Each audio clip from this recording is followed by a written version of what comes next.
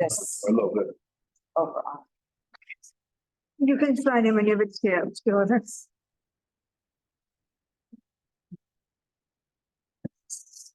Okay, no board members and attendees as of yesterday. And there's Stella, okay. Okay. Right. Okay, are there any? Okay, Laura. Okay, and who is number 6? Anna. Done. 1, 2, 1, 3. 2, 3, 4. Is Emma on the committee? Wait a minute, I'm sorry. 1, 2, 3, 4, 5. And Stella. No. No, and, but we can't count. Oh, wow. And I miscounted. I'm sorry. Dave. Oh, did you miscount? Okay, so we still need one more for quorum. Okay, And I'm on Zoom. It's Carter. I'm on my way. I'm Okay. on my bike. I'll be there in a few minutes. But again, it only matters if we take a vote. we vote, right. Okay, So do we have a quorum? when Carter gets here. No, not yet. But we can cut the meeting. Okay. Did you get one of these, Emma? Okay.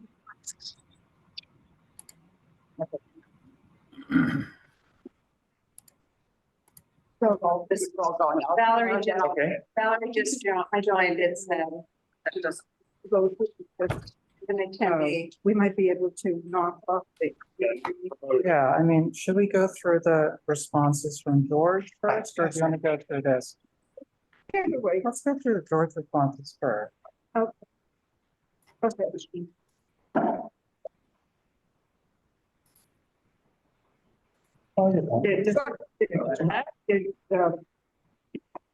Mark, yours is better perhaps, because Mark, The copies of there is your opposite, your copy is bigger, mine shit. turned out to be too small a type. No, mine with George's comment? Yeah, these are George's comments, but. No, I printed mine as fine. Oh, okay, well, these sort of, everything without the Is mark. it merged? That one merged? It's not in March. So let's make sure it's the same thing. It's focused, is that what it says? Yeah. I just took out the markings. I just made it, regular text. I understand that, right, so do you want to just copy this? Yeah, I think so. 'Cause I Okay, think let's it's just start with this one. Okay. What do you Maybe the chairs could bring the mic a little closer. Hello? Thank you. Can you hear us? We're just getting a little paper organized.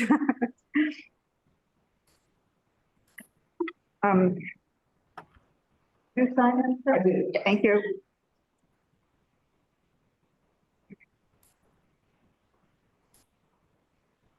Good evening, John Paul. Or, maybe let's just start. How are you? Okay, Let's reference back to this. Okay. okay, It's not everyone has this. yeah, okay. Okay. So do you want to chair? What do you want me to share? What do you want? You can share. Sorry? Does everyone have a copy of this? If they don't, I have one. You have one. We could put it up on the screen. Already read it. Okay, Susan. Do you need I one? have one. No, I have it here. I don't know Have if one? you got it online. I can send it to you online. Right. Does everyone have a copy of what? Now, did that get circulated? It's City of Yes Housing Opportunity, the instructions for the worksheet. He's going to send it to everybody. Okay, we haven't seen that yet, right? No, why would, didn't see it till I came in the room. Okay, so I'll circulate that. That's a link, right? And then you Yeah. want this thing with George, do you want? Yeah, that it is a circulated link. Too? If there's, put it in the chat. Right. Circulate what I sent you. I sent something. That thing with George's comments? Okay, so I'll circulate that to the whole board or Should just we, what do you think, George's comment? Should hold off on that. Yeah. to the committee and these folks? Let's get this pumped out. Okay, The first, worksheet. we'll wait. Let's get the Eugene is worksheets working. out. So just send out the worksheet? Yeah, Yeah. Okay. Do you need the link? Is this really works or? The public is certainly listening? Yes. Hi, We'd ask you to please, let us- Welcome. Over there. where's On this sign-in here's sheet. the public, you have sign in. It's right up there. I didn't. And then you can sit. Sign-in sheets there and you can take a seat. That's the way. You're the only one. I'm so interested in this city of.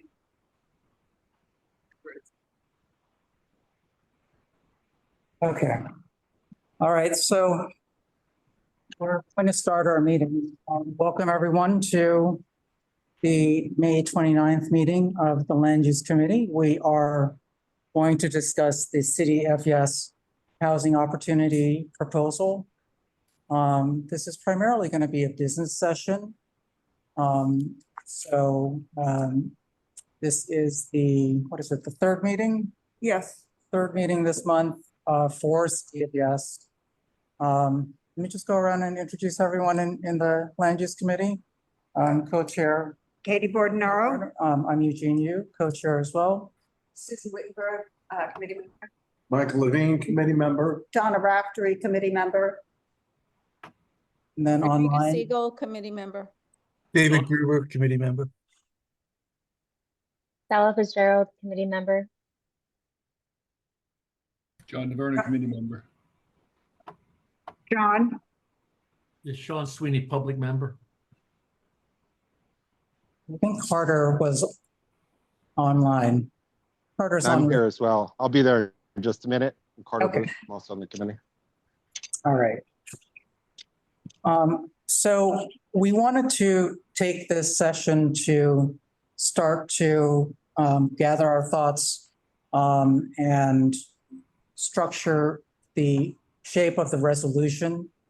We will also have another regularly scheduled meeting on June 9th, Well, June 12th? I just, June. June 12th, yes. June Thank 12th. you. What was that, June when? June 12th will be our next regularly scheduled land use meeting. June 12th. Between this and that meeting, we hope to get the resolution complete by the end of the June 12th meeting.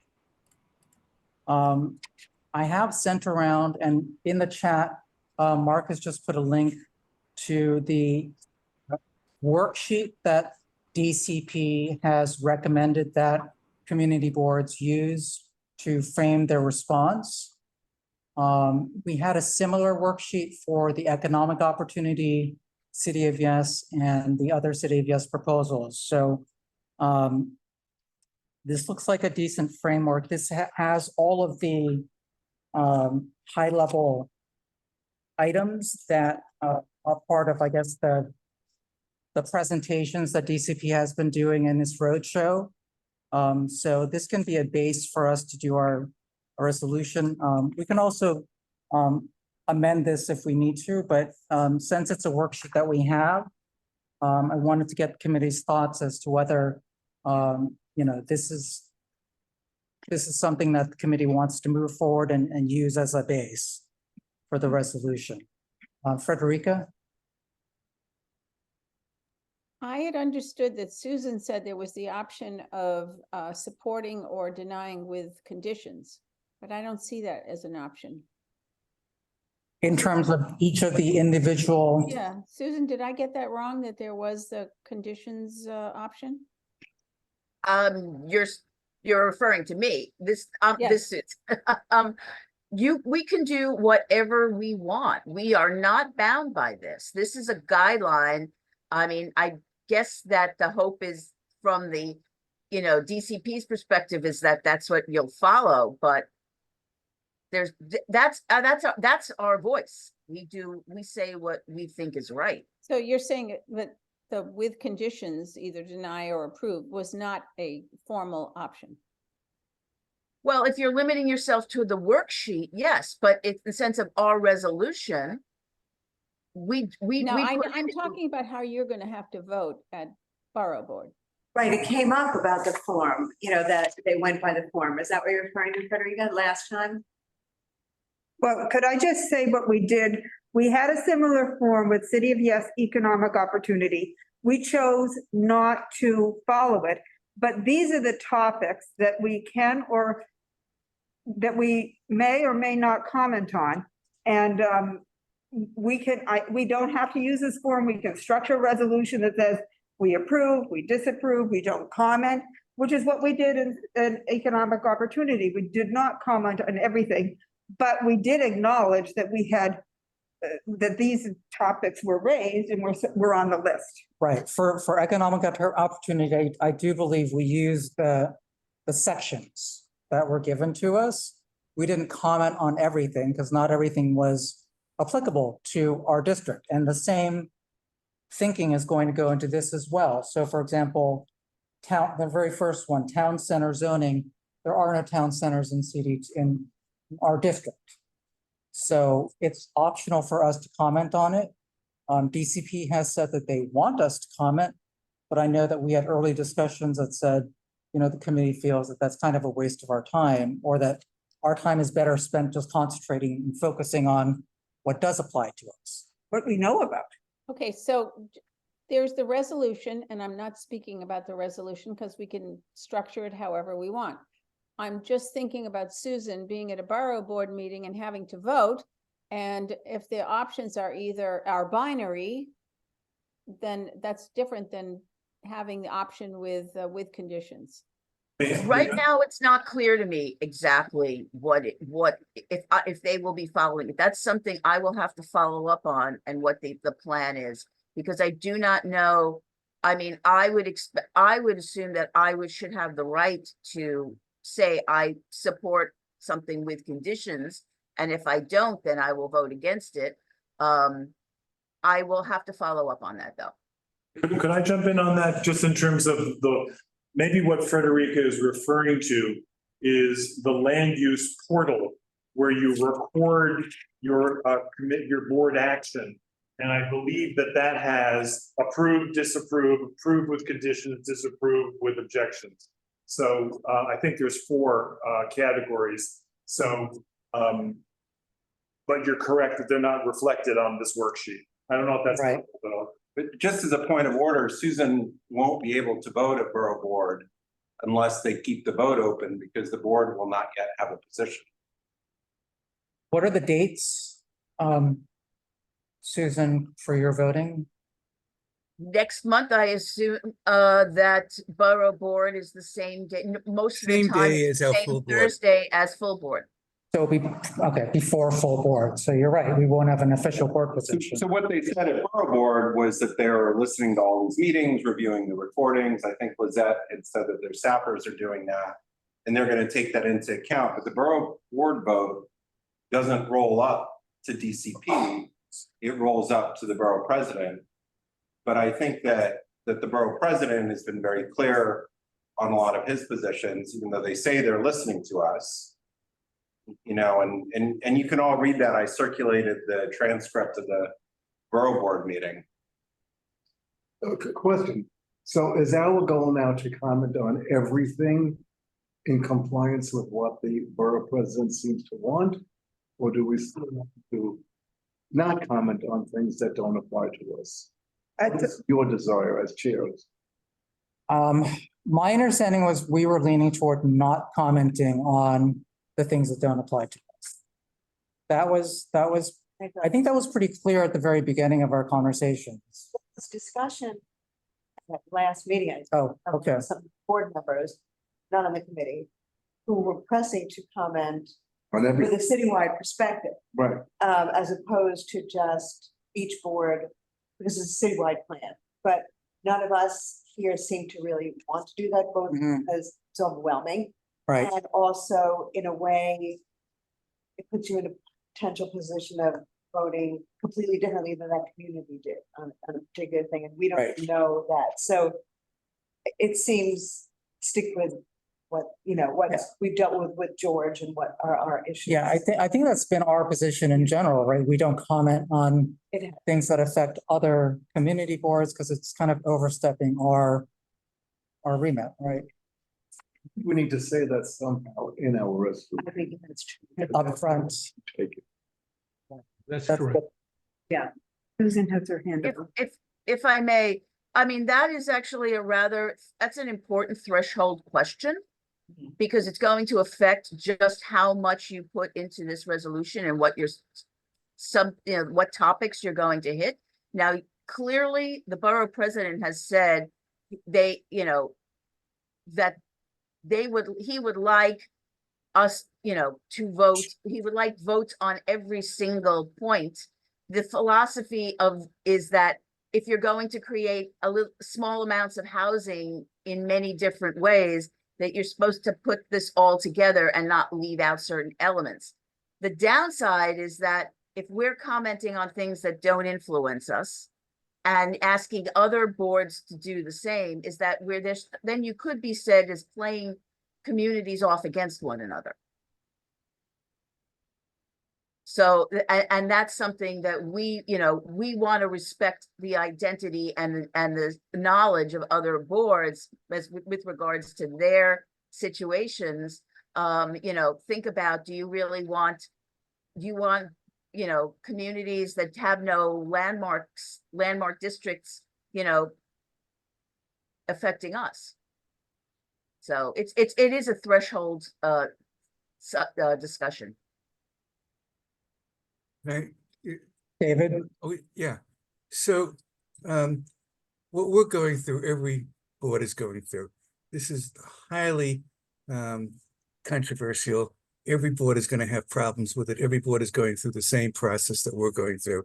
As far as the borough presidents, I've never heard, and I've been doing this for a very long time, both the borough boards. You know, he has his agenda, or he has his view of the world. We have ours. And we're under no obligation to fall in line with what Mark Levine thinks that we should do. And I doubt any other board is gonna like fall in line. So I think that we just proceed. We comment on what we want to comment on. We don't comment on what we don't want to comment on. And that's the basis of our reso. That's how I feel about it. Thank you. Thanks. Sean? Yeah, I agree with David. When Mark Levine was still a young fellow living in Baltimore, this community board always had that you stay out of other people's Backyard.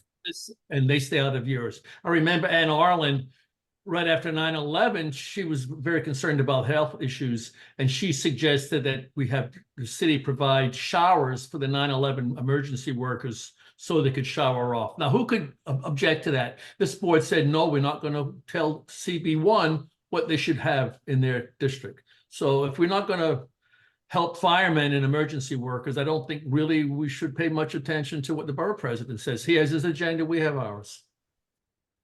Thanks, Sean. And I do want to echo that's, you know, that this does fall in line with some of the early comments from other community boards at the DCP information sessions. You know, in the Q&A, a lot of the boroughs, some of the community boards in Brooklyn and Queens had felt that they were shouldering the burden for a lot of the housing growth. And so kind of to that, you know, it would be disrespectful of us to say, yes, you know, you should have town center, you know, it's kind of adding on to that feeling of, you know, pushing housing onto other community boards where we really have no say. So I think it's a good idea for us to say that up front in the resolution so that it's not unclear to anyone reading that that's the direction we took. Whereas, yeah. Right. And then as we go through this, then we'll just clearly mark the ones we're not going to comment on. That sounds reasonable, Eugene. Question for Susan Kent. Do you think when you go, well, I guess it's not until next month, but do you think most community boards will be taking this approach or responding in a bit about other boards as well? I mean, do you have any sense of that? My gut feeling tells me that they will decline to comment. At least the Manhattan boards. I don't know, you know, Right. because we do want to show deference to the, you know, other communities and, you know, their boards, you know, superior understanding of what's appropriate. To their area. Yeah. I mean, that's what's happened in the past. So I'm relying on that. I don't know what's going to be worked on behind the scenes, of course. So Yes. Mark just handed Eugene and me a piece of paper, which is the City of Yes Housing Opportunity Recommendations, the drop-down menu option. Can I read And- through them? Yeah, that'd be great. Do you want to read through them? Oh, sure. Favorable, conditional favorable, unfavorable, conditional unfavorable, no objection, and waiver of recommendation, which is, I think, what we're really talking about. Waiver. Waiver of recommendation on things that, Oh, I for see. myself, I don't know enough about because we don't have solid examples to, illustrate our, and any Right, the pros opinion. and cons of, ADUs, for example. We haven't talked about it at all. Yeah, there are several. Well, things. actually, ADUs, I think we did talk. Yeah, we about have, it, we right? have, Never mind. but there are several here. Frederica has her hand up again. Frederica, Yeah, I think it's hard to talk about two things at one time, and we're talking about that document and we're talking about our resolution. I think it would be better if we focused on the things that are important to us. And after we've got our resolution together, then we can extrapolate our position vis-a-vis that borough board document. And that would be a better use of our time. okay. Well, just to be clear, this one's, I mean, the PDF is not just the borough board. This is for all of the responses, but Well, it still applies, it's like we're focusing on two things. Let's focus on our own resolution, how we feel, and then see where we land. well, Frederica, The focus here on borough board, I don't understand why we're so focused on that. Our focus is the response to DCP. and this is the Well, DC. okay, that's what I mean. Okay, if I've Those are missed, two I've different things. taken the source of the document, forgive me. Yeah, I agree. The borough board focuses, we should not get involved with that. Let's just go down the list then, I think. Yeah, can we go through this list then? Yeah, let's go. Let's do it. I haven't said anything yet. Let's- All right, so town center zoning. That's waiver, I think that's a clear waiver. Yes, George told us it doesn't apply to us. Right. The next is transit-oriented development. Again, that seems to be a waiver. We don't have this. Large lots a half a mile away. No, we don't. So waiver unless anyone feels otherwise. Yeah, waiver doesn't apply to us. Well, I Well- think the city considers us to be a very transit-rich environment. We are. Yeah, But- so I don't but- think, We're I don't developed. think we can But take an eye as- on that. 3 to 5 story building. Right. Right, but this is a different, typology and, this is where, This is when you Within get out half of a the mile. subway and it's all one-story building. Yeah. right, this is where you have commuter towns. Yeah. This legalizes 3 and 5 story apartment buildings on qualifying sites near public transit in low density areas. We're not a low. We're not low density. We're way past this. Right, Yeah. right. Accessory dwelling units, I understand that actually there may be some applicability for us, right, in Yes. terms of carriage houses, Yes, and George identified that. yes. So on this one, are we going to comment? I think we What should, was the conversation from? well, it's again, the same, an issue that came up over and over. They're Okay. not required to be affordable. There are many rear yards where this could happen in our district. Okay, So, this could have an impact on us, so I'll mark this applicable. applicable, okay.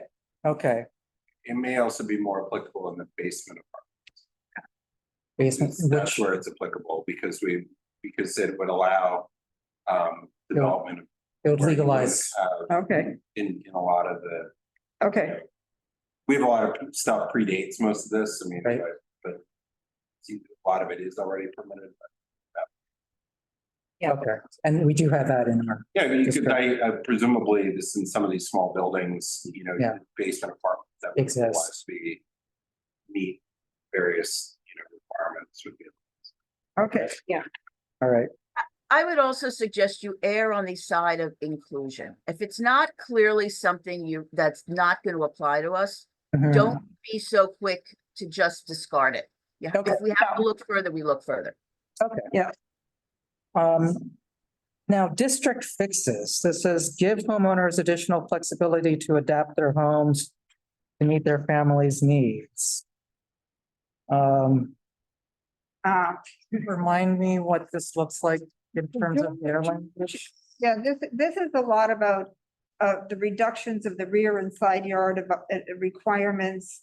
And it does impact us as a high density district. It does. And okay. this is about, at our last meeting, George was talking about loosening the standards on light, air and green space. I see. And that's where it comes in, apparently. I think we need to object to this clearly. Okay. Okay, Well, I also don't, this seems, and I don't know too much about it, but this is interesting because most of our buildings built to the side lot lines, mhm, through, and if you're building in the rear, that is more about the accessory, or the ADU. the ADUs than it is applicable to us. And I mean, would we have like 4 buildings that this That are single family? Okay. I mean, would this- that's Would this be And- single family that essentially? Let's put it on get more, Well, Susan Info said, from let's, George. we'll err on the side of inclusion. we should include it and get more info from George. Okay. The next one, definitely, we're getting into the medium and high density section, so universal affordability preference, the new, inclusionary, housing, voluntary inclusionary housing mandates. So this we will, opine on.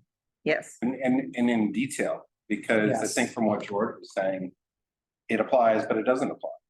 It's not mandatory. Cases, meaning that the majority of what's being built here is not, is not rental, It's- it doesn't apply. Condos And don't this, apply. right, and this was a very interesting with Borough Board, the discussion with UIP, VIH, MIH, and its applicability in different areas. And I think that that's our concern, is that it won't be used. Yes. Not that it will be used. And this is the misnomer of how, that this is a great thing, but it just won't be applicable to us It's not mandatory. because it's not mandatory. Yeah, I'm gonna. That's a good point. That's a very good point. Can I have the attendance sheet, Carter? We gotta, Okay, check those. the next one, costly parking mandates. Since we have no parking mandates in the Manhattan core, I believe that this one is a waiver for us. We don't need to comment. No, absolutely. Okay. No. Agreement? All right.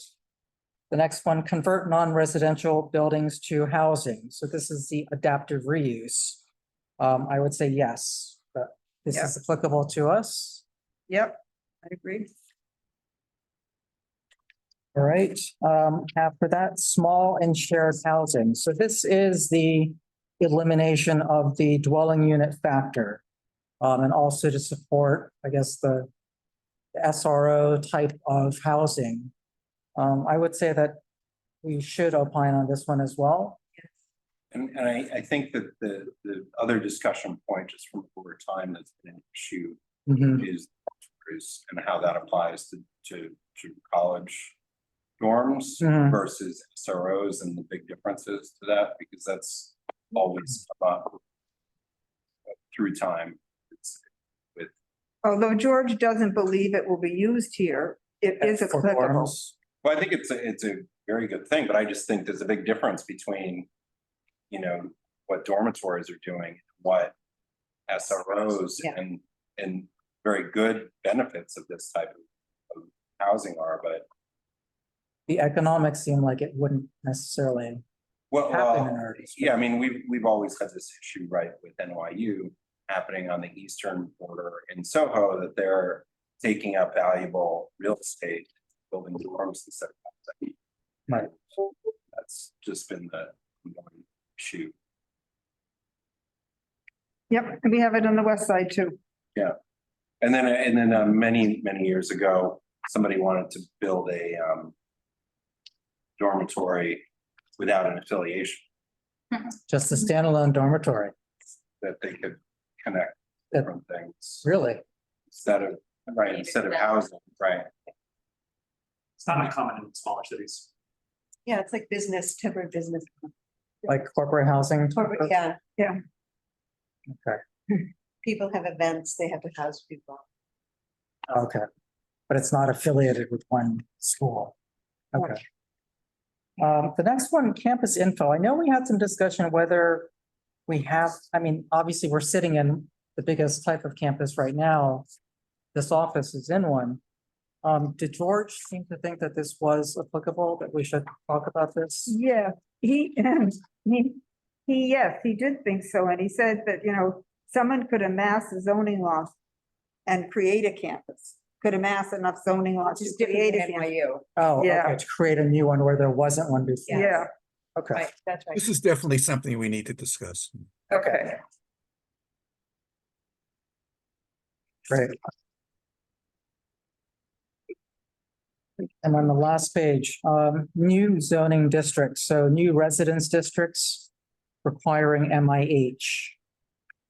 well, isn't this the one that hasn't been, defined yet? This is to come. Is this the one that would be, including the new FAR over 12? Is Yeah, that this?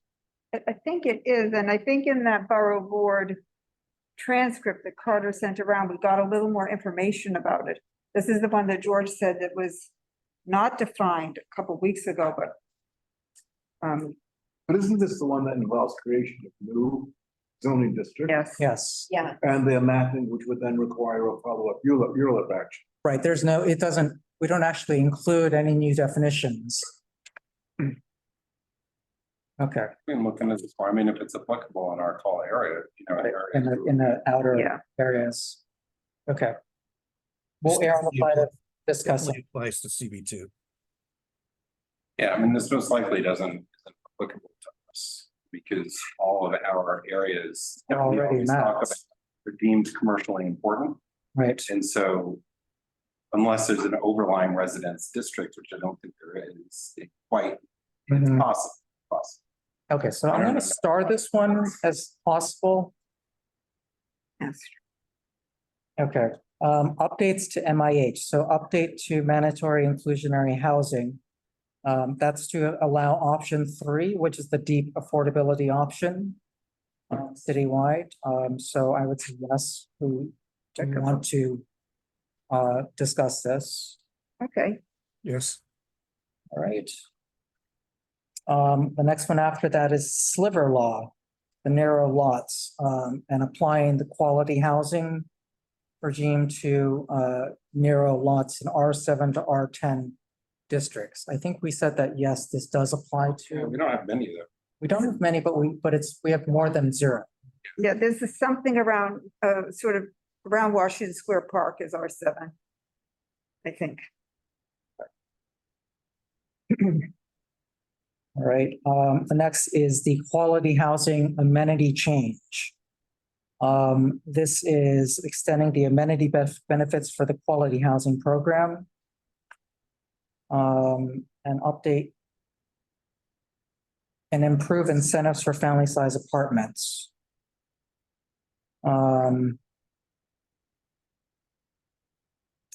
Is this the one that is basically taking all of our special districts and applying quality housing?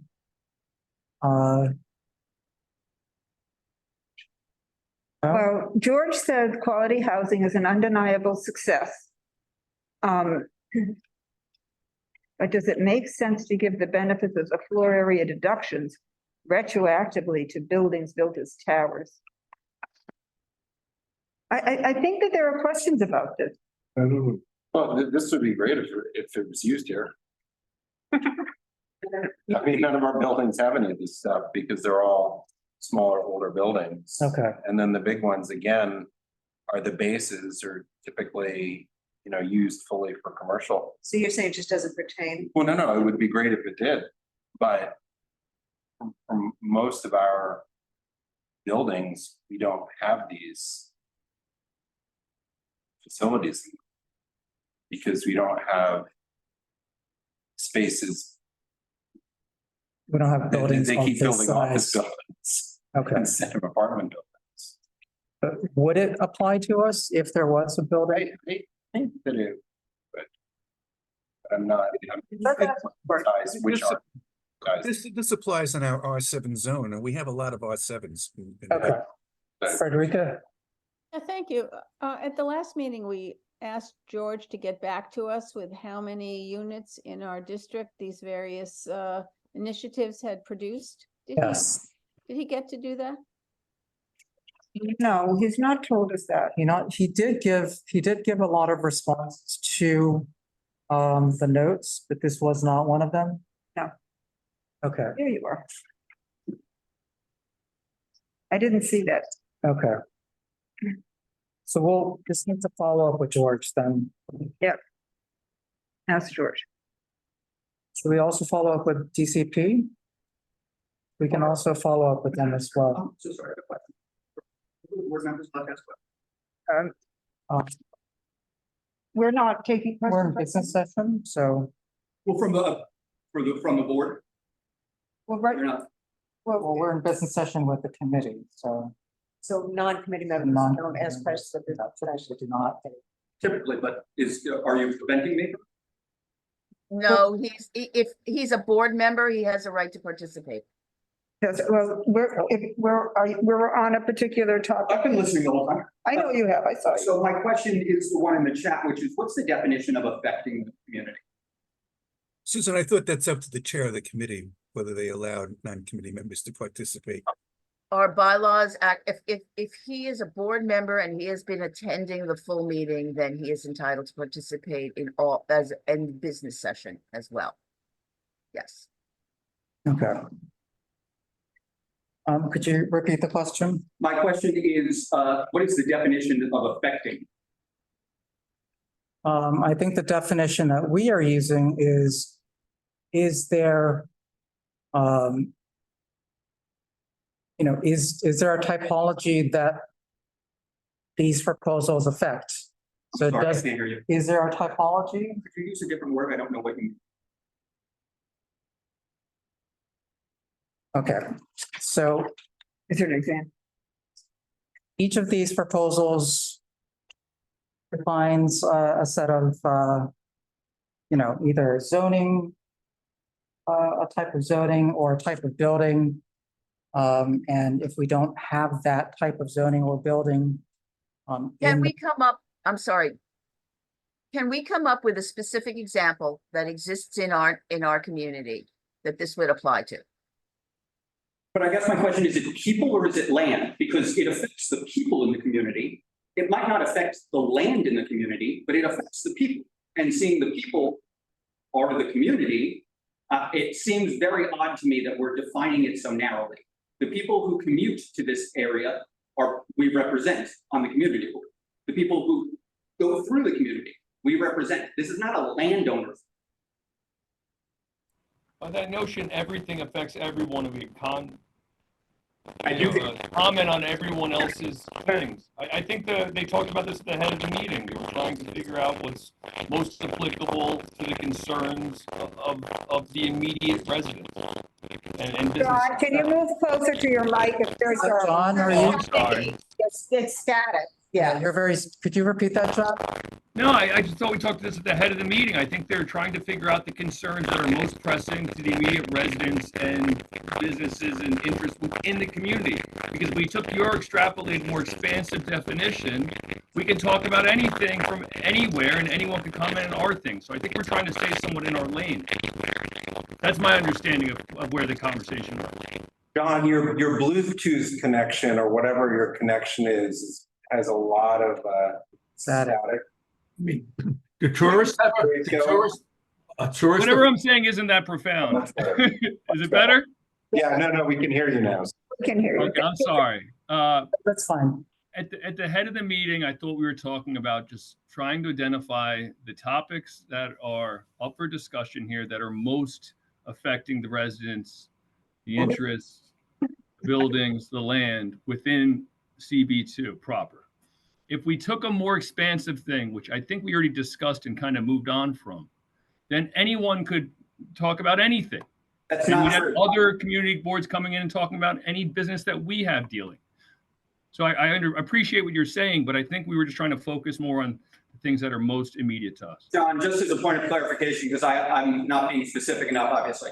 What I meant I did not mean that everything, we could comment on everything, because everything doesn't affect the people in this community board.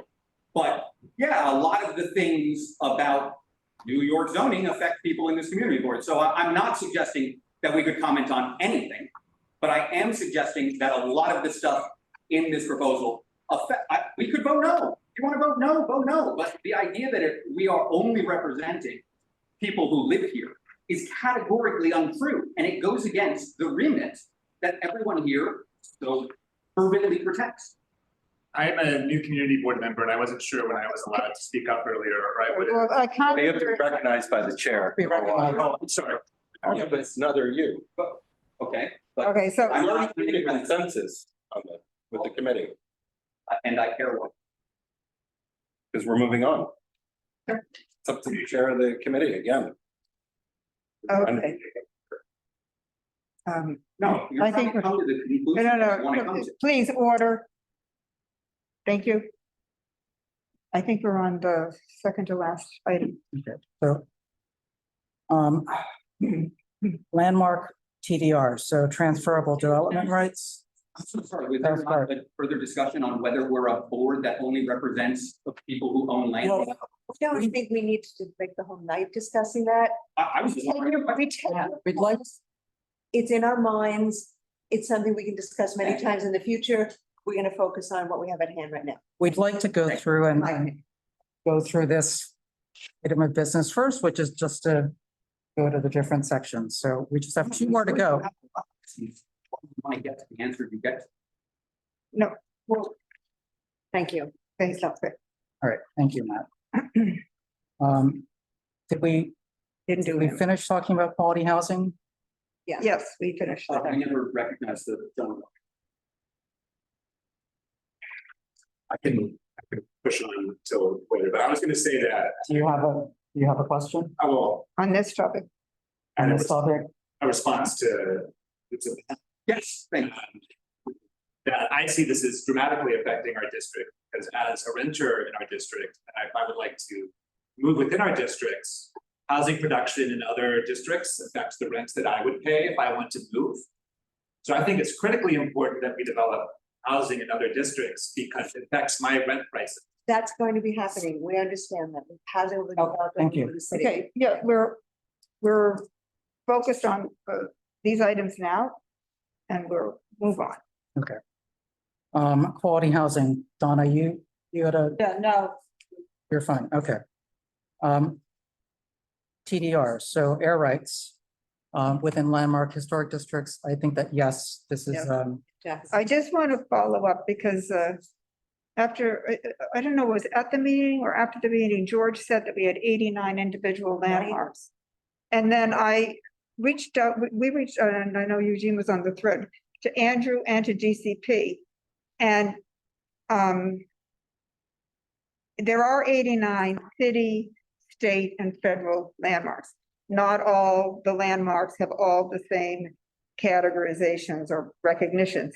But according to DCP, it's only the city individuals, of which we have more than 40. DCP just sent a map, which I've been trying to count up on. So, but it looks like we have 40, not 89. Individual, city recognized individual landmarks. So it is still a significant number and we have to figure out what we want to say about it. that's fine. I mean, we can develop our, It's applicable. all right, and the last is railroad right of way. Former railroad rights of way. Are they literally talking about railroads We did that. The only ones we have are the highlights. or the highline? We did it. Okay, So all right, so this one is the waiver. over. Where are special districts?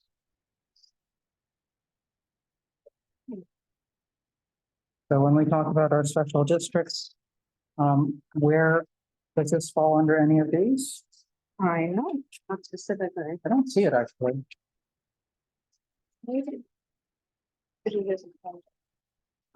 Special districts, maybe, it says we, and we brought it up with George. George says we have several. He's Okay. still studying it. In the borough board transcript, they talked about it as well. But it's sort of, even in those discussions, it seemed to be on its own. George has not put it into a category for us so far. I would like to add special districts as its own section. Okay. I think that's great. Did we put it on the miscellaneous? Or which page? I just put it in, Put it at the bottom. we can add it to we can add it to the last. Okay, sounds good. Okay, any other comments on this? As a framework? Sorry? Which is this, I just didn't. read it. I was addressing our committee, but any other comments on the on the framework for the resolution? Okay.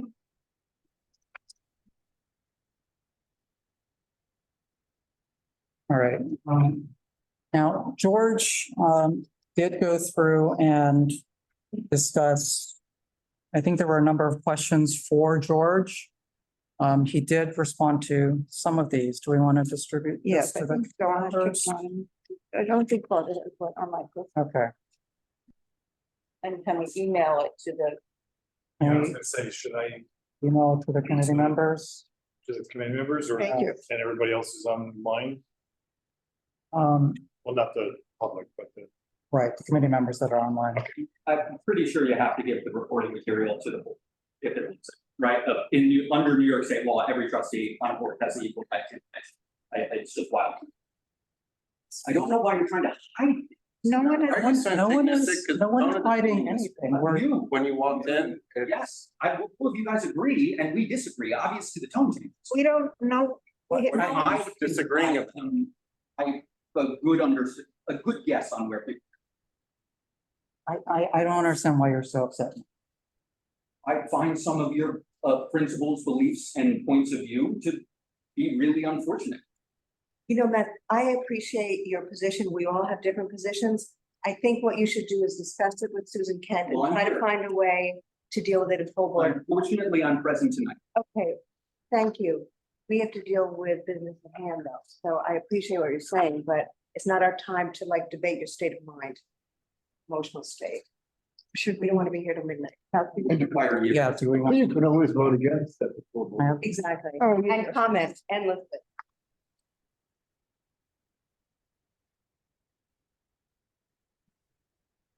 Okay, no, I'm not, we're close to you. But you can have to turn it in. And give it back if you. Okay, and it's Mark. Mark is mailing, yes. Okay, so Mark is emailing the document out to committee members online. Do you want to walk through the responses? Sure. So these are notes from our meetings, from George's slide presentation. And I sort of halfway down, it's coming by email to people online. Halfway down, major elements of the proposal, I think that we can it starts with page 2 of our worksheet. Universal affordability preference. And I think those of us who were at the community board meeting last week know that Chris Marte was talking about the fact that this proposal is not mandatory. And this was a big stumbling block for Christopher Marte. And if you've had a chance, or when you get a chance to look at Carter's, the transcript that Carter emailed earlier today, sort of close to the meeting, but you will see that other community boards are extremely perturbed by the lack of mandatory affordability in this proposal. And from Christopher Marte's comments, I think that the city, that we have a good chance that the city council is going to push back on it. And so I think that this is something that I would want to comment on very strongly. It's great. Some people may not like the height boost that it gives, but this is the way we're going to get affordable housing. And that's what we need. We're getting plenty of market rate housing. Well, not plenty, we're getting all the new housing we're getting is market rate, except for the things that we've been pushing, 388 Hudson and the senior housing that we worked in getting into Clarkson Street and then another building in Hudson Square. And So, maybe listen. yeah, whatever happens there, What is the note about if a condo building adopts the UAP, you could build a companion building? Yes, now this is not considered a corridor. But this is what George said. If you have the same building with two doors, one for the market rate and one for the affordable housing, that's a corridor. But if there are two buildings next to each other. Right. That are built under the same program. They are not considered a corridor, but But this is a way for non-rental buildings to have affordable yes, housing. that's. But they would need to voluntarily adopt this. Yes.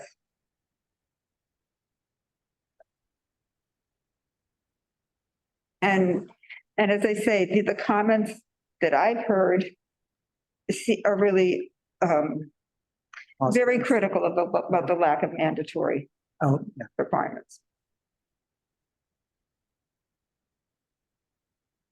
Because we did say that it's applicable to us. And then there's a FAR bonus of the 20%. Yes. FAR and height. Well, we'd have to drill down on the height because George said there are 4 options. I'm not really sure about how that, I'm not sure that, I just heard the options. I haven't heard the details on that. Okay. To remember. Does this also overlap with the conversions? So the adaptive reuse, it looks like the second bullet point, it says easing the conversion of vacant offices and other non-residential buildings to housing. That's the third point on page 2. Okay, so that's not in our UIP. Yeah. Okay, sorry. Yes, yeah. Okay.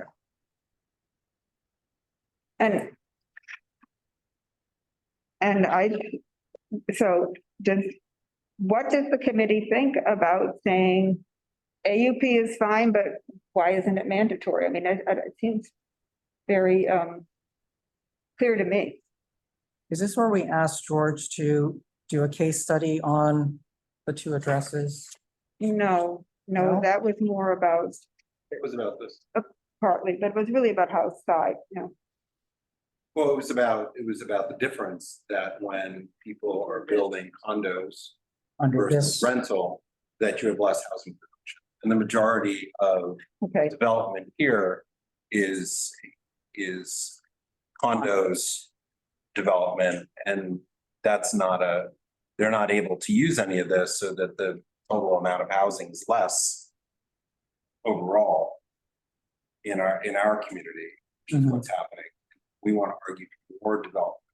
It's not right, because they're basically not utilizing any of these tools, and so we get less housing. So what is the 4th bullet point here about the condo buildings? That's where I'm a little confused. And that's what he was gonna. Oh, he was gonna investigate this. I think the point with that was that they could build the condo building and then put. Oh, right. Building. That's was a right. way for them Separate He building, had pointed out, like instead of a back door, it's a back building, But- corridor, but build a poor building. Completely different building on the same tax lot? Yeah. well, and that was the point That's what came that up with. for our community Okay, in the available development sites as they come up, the majority of them of adding a little bit everywhere that's not simply just not applicable. There's no because the bonus. lots aren't big enough to build 2 buildings. right. So there's no bonus for condos at all. condominiums. Certainly not here under this methodology, and, you know, that was the issue that also goes to, you know, the applicability here and our special districts, which, again, the city says are important for commercial development, and therefore don't get this. And George will tell us which tools could be used. I mean, that's the idea. And that was the question. Case study. Yeah. Do we want to argue that there should be some type of program for condos to make this, to give that housing bonus? What is a way for us to stimulate a little bit more housing for? I that think type that of the building? complexity that keeps coming up over and over on these developments is that they don't want to have rental units within a condo. I mean, that's That was the. That's what, thing. right. Oh, here's George. Oh, there's George. So- Oh, hi, George. Hi, George. So we were actually just getting to discussing, I think, one of the bullet points that you were researching, which was the universal affordable, I don't know why I keep stumbling over that, the UAP.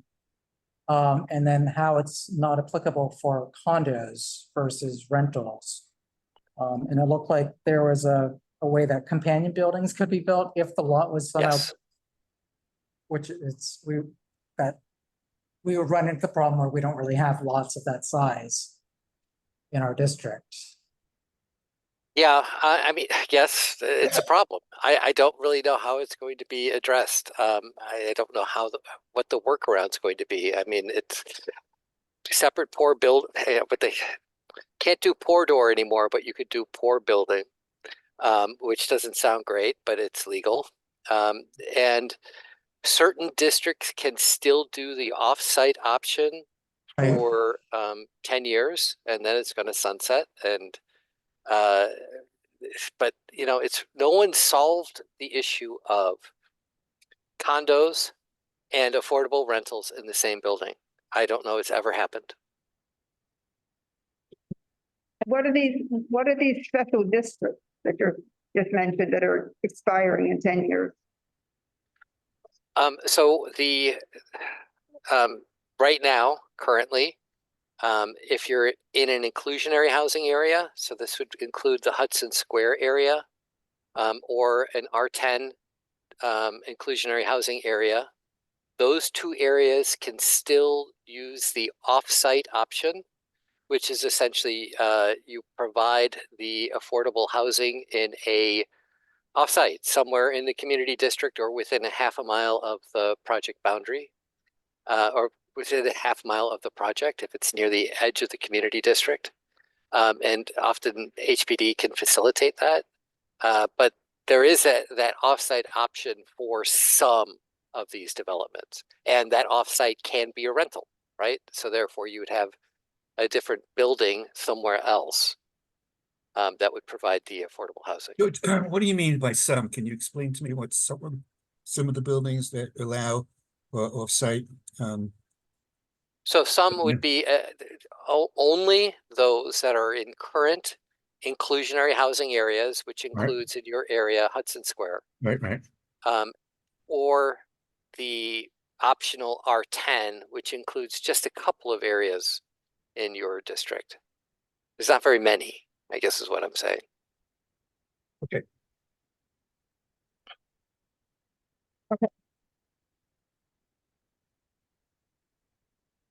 Okay. Move on to the conversions. Yes, that sounds great. So, right, convert non-residential buildings to housing and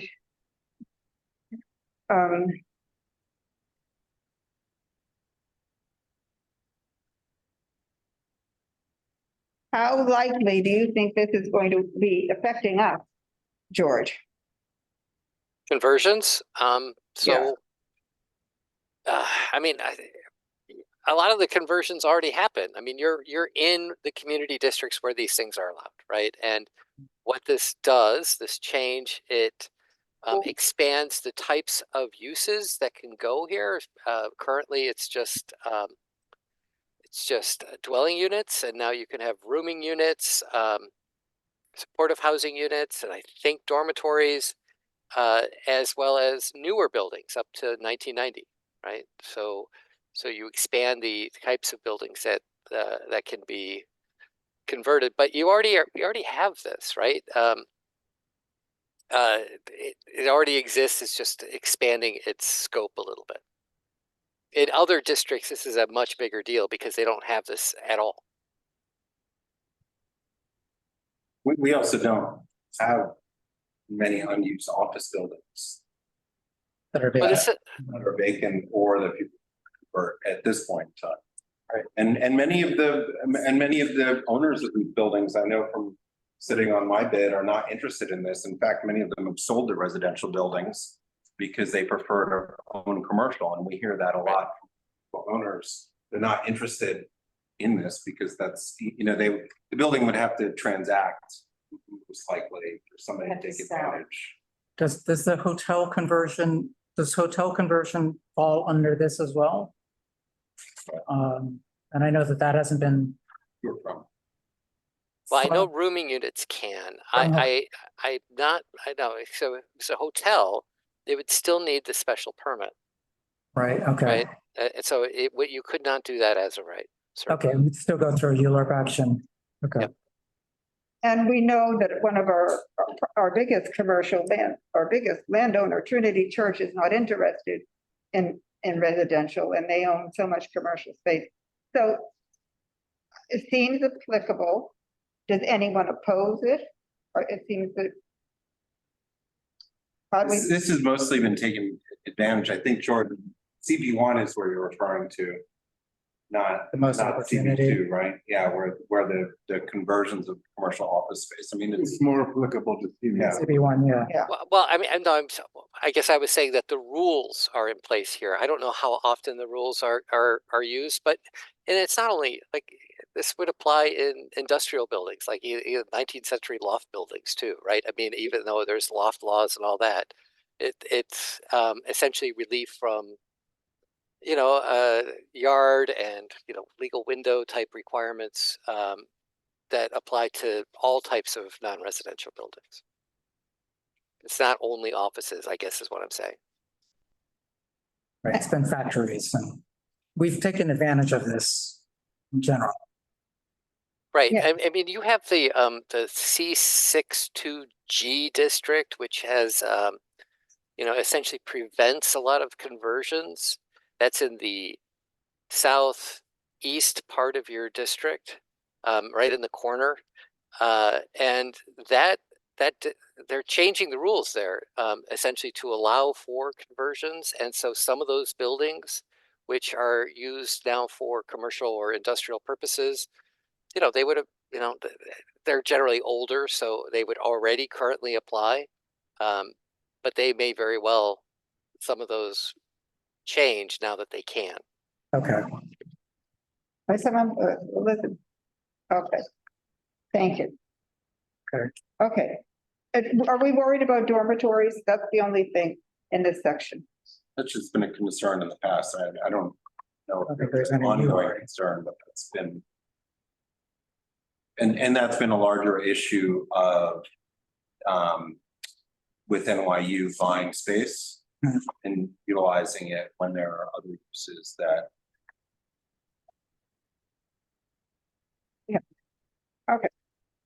Great.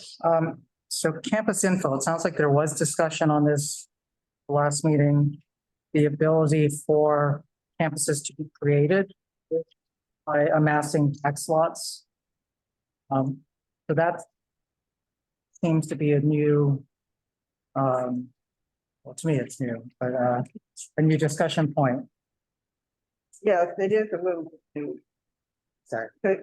My question on this is creating a campus doesn't particularly seem like Or, it's realistic right, in most of our residential districts.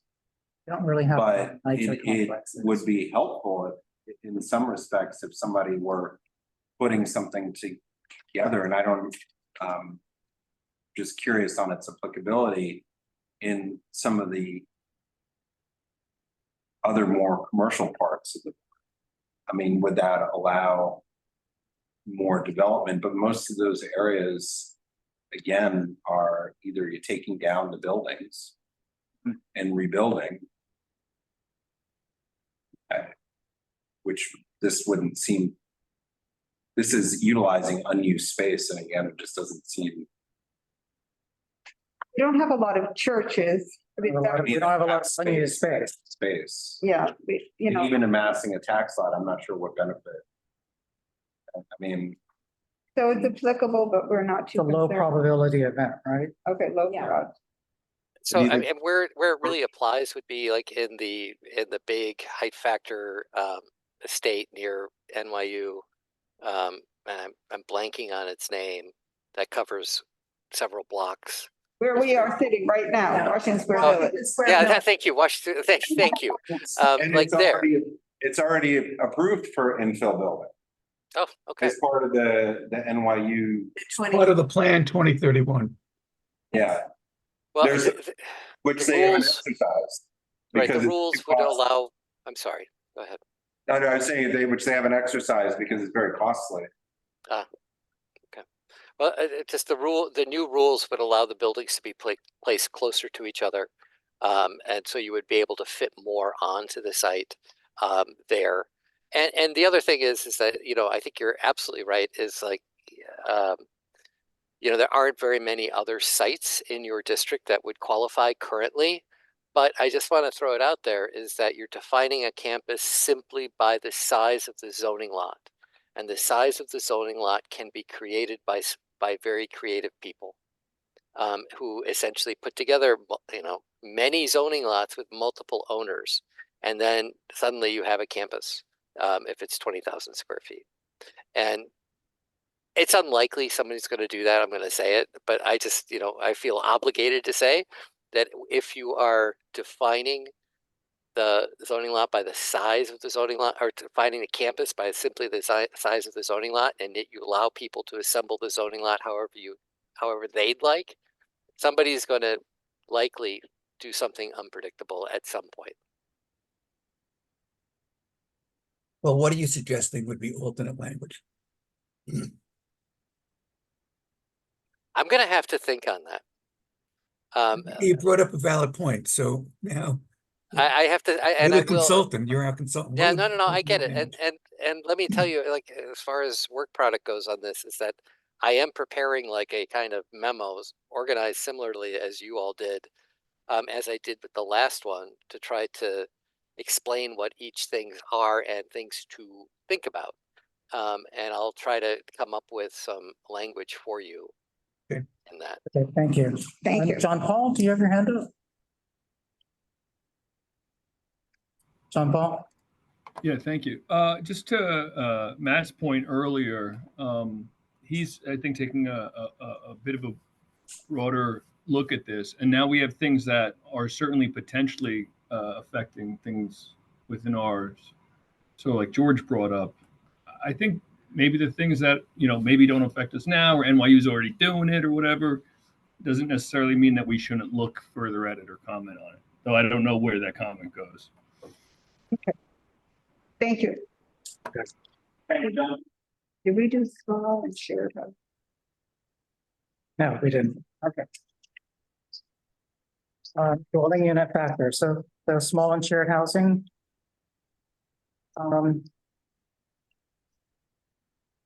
I think that, and George can correct me, but I think that George feels this would not apply to us because people don't want to build small units in our district. Am I remembering that correctly, George? Well, at least now, right? At least nowadays, it's not been the market in most of the Manhattan core. You might see some of that on the Lower East Side, but not in District 2. But I also hesitate because in 20 or 30 years time there might be a different story, right? And as I think John was saying, that they're taking the long view on these things is a really good idea, because these regulations are going to outlive a lot of us. We did say we would comment on this. Yeah, I think it's important to comment on whether it's realistic or not. The issue here is that, you know, most of the use of the space would probably be city related, so it'd be a private development for city use. And, you know, the question is, at what point does the size of the property become big enough that more valuable use is going towards housing? You know, but I think it's important not to exclude it. I mean, as I mentioned at the last meeting, we keep losing all of the buildings where this is allowed. They just keep getting converted into luxury use or into more profitable uses. And I think I gave about 7 examples in the last 10 years or even more. So I don't think there's any problem with this. It's just not used. In fact, we're in danger of losing even more. Yeah, we have a history of this kind of housing. Yeah. All along West Street, there were those Siemens hotels and the Evangeline House. The Bowery. The Bowery, and, Yeah. you know, we were fine with it. Jane Street Hotel still has a few units in it. A few units in it. Yeah, Oh, the really? SLA knows about that, yeah. I mean, in terms of a type of housing, it would be, if they would build it, I think it would be great. It's just economically not Not being built. being built. I think what I find interesting is a little bit more of the rooming units, which would allow development of some smaller properties, but again. Like a tenement building type. Yeah, right. Footprint. With the shared facilities, you know, if it's a smaller footprint, but I mean. Again. I'm not sure that people are clamoring to develop that. Or like a micro apartment type of. Yeah, the micro apartments is Right, where which was the fad a few years ago, and that never really developed into anything. Someone came to us to put one in on Leroy Street, where there's now a luxury development. It was going to be, Sage was going to do it for, and do you remember that? They had a common room, but, you know, the property was so valuable, it's now condos. Yeah. Madam Chair, may I comment on this?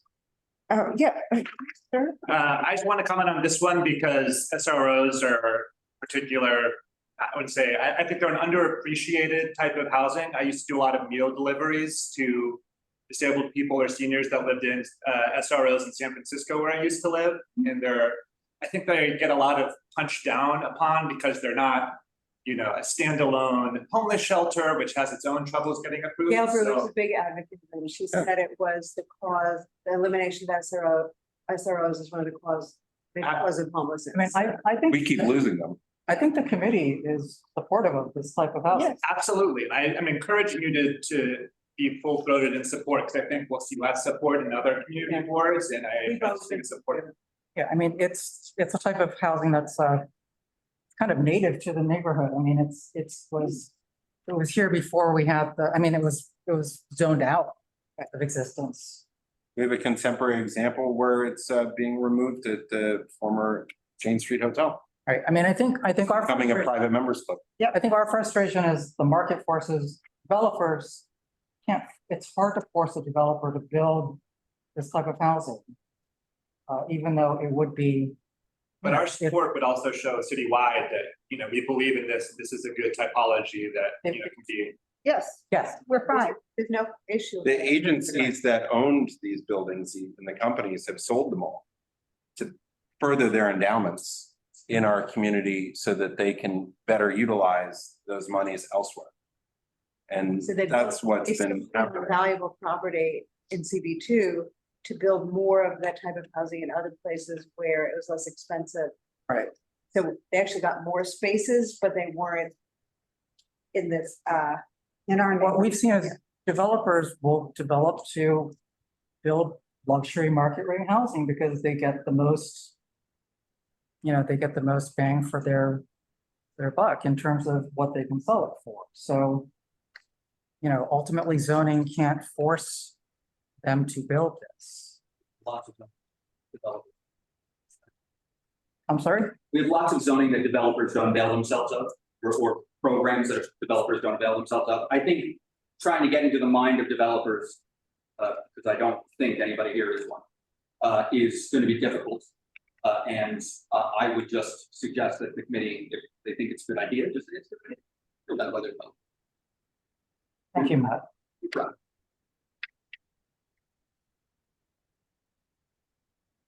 What about parking? Okay, That's not, so parking, we're just gonna keep it on the wait list. Okay, that sounds good. are we, Got it. are we going to, we're not gonna go through this whole list again, right? No. Got it. We're already waived. Yeah, got it. There are no parking mandates at all in Manhattan. That's right. Okay. Thank you.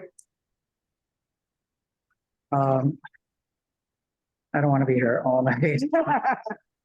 Can we actually go back to the first page, the ADUs, accessory dwelling units and district fixes? So I think I understand that George found some interesting uses that accessory dwelling units could apply to our district. They can in 1 and 2 family homes. Carriage house type of situation, is that? Yes, but here's the thing that I did not make clear in my materials is that like if you need access to the street from the accessory dwelling unit, so you need a side yard, and a lot of the units where it would apply, you would not have one, and so in those cases, you couldn't do an ADU, but you can still expand the dwelling into the rear yard, but it wouldn't be a separate ADU. It wouldn't be an ADU. That's why it would result in just bigger houses. Yeah. I see. Okay.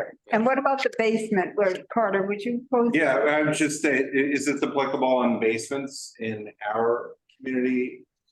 So yeah, so with zoning, it's still, you still have to be above grade, or you have to be out of the cellar to have a habitable room.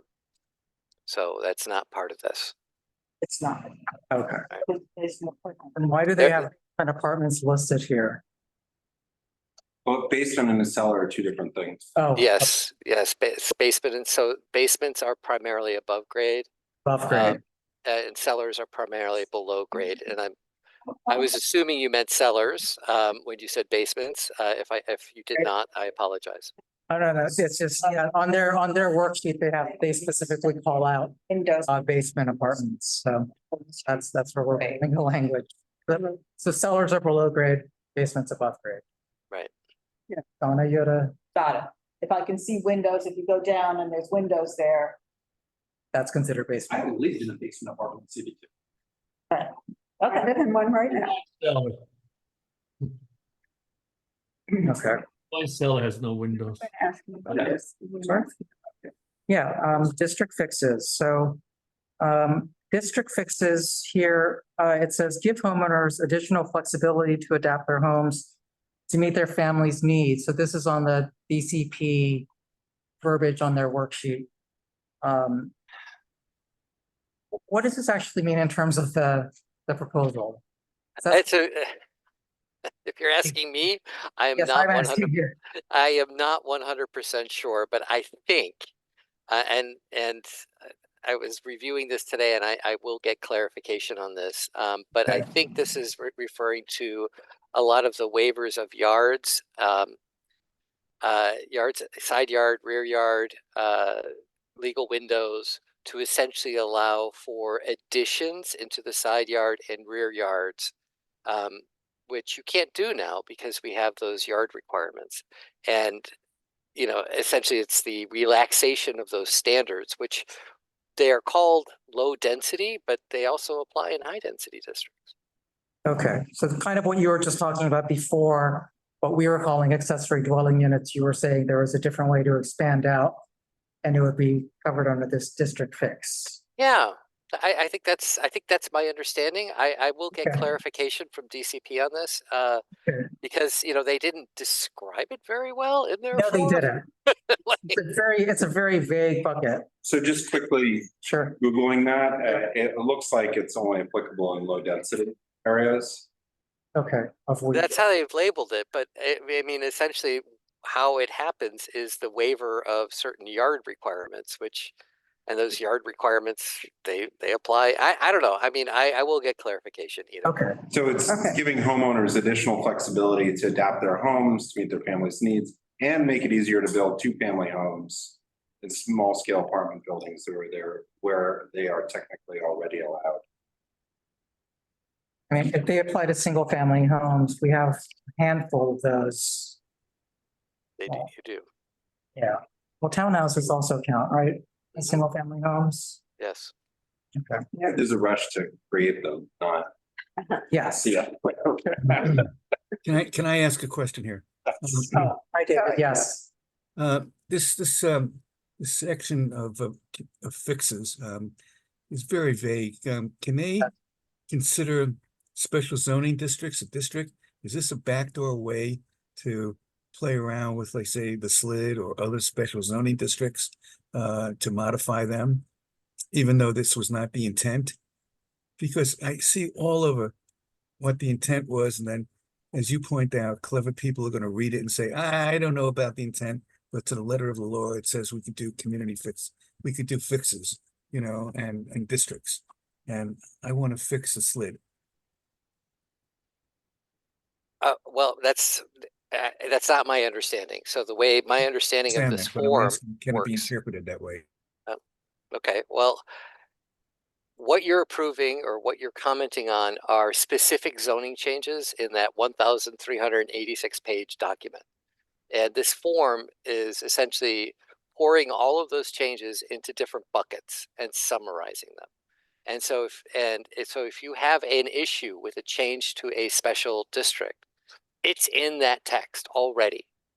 And so we should review those special districts text, which is on my list of things to do for you all, because I still haven't gotten into those special districts. Okay, fair enough. And I will be doing that and trying to summarize those changes for you so you can evaluate them, right? Because it's already in there. It's just that no one is really explaining the real details on the special districts to you all. Okay. And David and George, we are adding a separate section for us for special districts. So we didn't find this in as part of the DCP's breakdown. So we're adding a section for special districts under miscellaneous. Great, thank you. Response. Okay. All right. Going through new zoning districts. Was there? We want to ask George a little bit. Yes, George, this new zoning districts, are these ones that you said were undefined when we met before? Is this? Well, they're not undefined, but they're unmapped, meaning they are inventing new zoning districts to be mapped at a later date. Those new zoning districts, the R11 and R12 and their commercial equivalents, they're putting them into the zoning resolution so that they can put them on a map at some later time. Putting them on a map will be a ULURP action in and of itself. This doesn't give them anything other than a new tool in their toolbox, which they may use at a later date. Thank you. Is this something we want to support? To support? To support because it may be used in our district. Is there a chance that this would be used? Do we have anything that maps to R11? So nothing maps to R11 right now. It would have to be an action. So for example, if you have an R10 district, it's not very big, but you have an R10 district, and if somebody wanted to do mandatory inclusionary housing there, right, you have to have an R11 for it to go to. And so that would make it a 15 FAR district, and there would be mandatory inclusionary housing. That's a good point. Where's the R10, George? Michael. Well, going back to it is in the north on one of the avenues. Is it on 6th Avenue? Okay. Yeah. Oh. Thank you. Big buildings with me? That is where a very big building could be. Yeah. So going to Michael's question, do we want to line on this? Because these are potentially FAR 15. Right. Right. 15 and 18. Oh, and 8. Very high FARs. Very high. Right. Now that the state has allowed FAR over FAR 12. That's right. I think that perhaps that new building, 44 West, no, 10 West 14. Yeah, the case study one. That's what I wondered. Might be in that area. Does it go, is it the corner of 5th and 14, George? Or is it on University Yeah. Place? I am looking right now. It is Stops at- Fifth Avenue and 13th, 14th. Yes, that's the area. Oh. I'm looking at R10 and it ends on East 12, So there's an R10 and then the commercial equivalent that goes up to okay, which is, north of it. So yes, and then there's the R10 that goes down to 4. yes, It's 4, yeah, 8th Yeah. Street. yeah. But I mean, again, if anybody were going to rezone that to an R11 or an R12, it would come back to you again as a ULURP action, right? And so Right. this is, You you can't know, just, it's Yeah. speculative for us to say that somebody might do that in the future. Yes, they might do that in the future, but you would get another chance to comment on it at that time. Well, perhaps we would support the fact that it's coming back as a ULURP rather than as a special authorization. You know, this is good, then we'd have a chance to really talk about it. Right. And sign on it, okay. What are other committee members' thoughts on this in terms of wanting to address it? I mean, on the one hand, it can't just happen as of right. So, well, I think that, you know, again, I mean, in the R10 district, you know, most of those areas are already co-ops. Oh. Again, so, you know, I don't think that it's too scary if somebody's building a big building in those areas, because there are other big buildings Already in there. areas, and that's, again, you know, that's the issue here. I mean, if there are other R10s, I mean, that's where, if you have big buildings, that's where the big buildings should go, right? Where there are big buildings, so I don't. I mean, I'm inclined to, since it can't just happen. And I'm inclined to hold off on our comments here. You know, and again, if the other areas where there might be a likelihood of further addressing encouragement of more housing development, this is the type of zoning you would want available to do that. So the issue is that people like housing.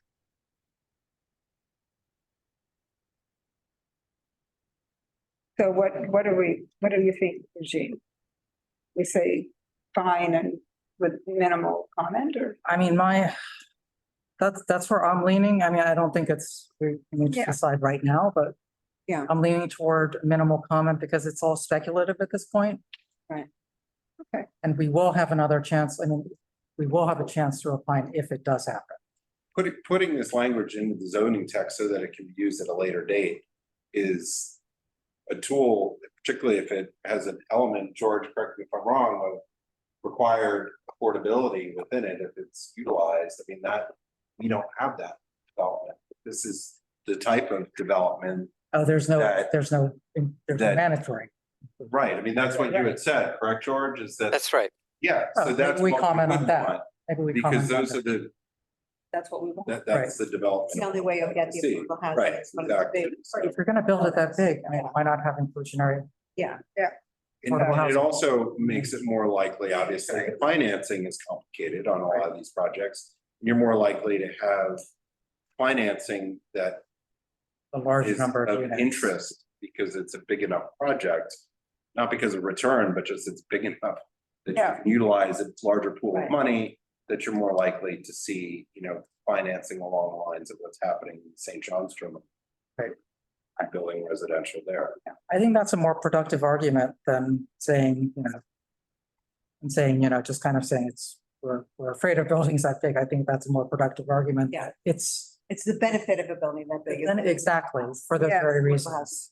Right. It's prime target for making that affordable, the economics. Yeah, economic. And it's an opportunity that Exactly. is. It's our opportunity. Okay. All right. Updates to MIH. And so Katie, again, could you walk us through? I'm at the disadvantage of not having been at the last meeting, so. The update to, It's yeah, right there. Well, updates to mandatory inclusionary housing, I think are positive. Do you agree, George? I think they are. I think And the deep affordability, right? it's being, some council members wanted the option to not map multiple options to force people to go to the lowest levels, which is 40% of AMI. And that's what this would do. So I think it's generally positive. You don't have very many or any mandatory inclusionary housing areas, but you may in the future. So Yeah. Do we know what Marte's position on this is? Chris Marte's Marte's prediction? position, yeah. Position, no, he's for, he's for anything that improves affordability, requires affordability. Sure. This gives more options for affordability, for affordable housing. Yes, he's very concerned that the UAP will not be used. So MIH is in his book much better because it will have to be used. Right. And MIH is so. Right, you have it already in the special district. Oh, that's right. You have it in the special district, right? But it's not in Hudson Square, which is VIH. But have to rezone. Right. So that's the. Yeah. Frederica? Thank you. When we talk about affordable housing, or when they talk about affordable housing, are they talking about that in perpetuity or temporary? The way it works under mandatory inclusionary housing is not that necessarily mandatory, but in general, when they talk about the creation of affordable housing. well, okay. So in the past, it has usually meant it's temporary. More recently, it has meant that it's permanent and it has to be recorded on the deed, and it becomes a permanent encumbrance on the land. So mandatory inclusionary housing is permanent. If you use UAP, it is proposed to be permanent. However, voluntary is currently not permanent. So we would not have to address the importance to us of permanent affordable housing because that's understood in this context of City of Yes? It seems to be. It seems like when they're doing the UAP, it requires permanent affordability when people use it. Okay, thank you. Would this affect 388 Hudson? I think we asked that question and DCP said no. So I think that a portion of it is it's utilizing multiple programs, which is what they do. Right, there's several. So what would be the leftovers also different affordability program that they'd use. And then the question that kept come up was it permanent? And that was, we went through all this, I forget what all the exact details were. That was the question. And they assured us it was, but we're not able to give us the specifics. Yeah. Does Emma have her hand up? No, it was a slide. It was here. It was over here before. Like, you're like, I sat here, I take no offense to that whatsoever. no, I just feel like I don't want to feel like I'm like, I have my back to you. I like the idea of you not being able to see. Okay. Just tap me on the shoulder. Yep. I will. Thank you very much. Very good. Okay. Sliver lot.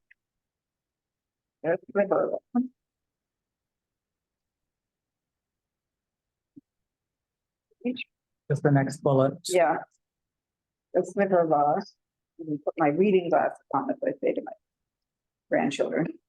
Oh, yes, we did see that there's a small area around Washington Square Park where we could get something very tall out of the sliver law, because I think that was the R7 not R7-2 district is. Am I remembering that correctly, George? I think it's R7A, but yes, it would also happen in R7-2 as well. Yeah. Right, so the way the sliver works is that if you're a building less than 45 feet wide, you're limited to the height, your height is limited to the width of the street, or if you're adjacent to a taller building, the height of that taller building. And you know, so that means it overrides the height limit of the zoning district in some cases. And so this would essentially do away with the sliver law in most circumstances and allow it to rise up to its height limit of the zoning district. So does that concern us? Sounds like yes. Well, you know, but it's right beside like 2 Fifth Avenue, which is very tall.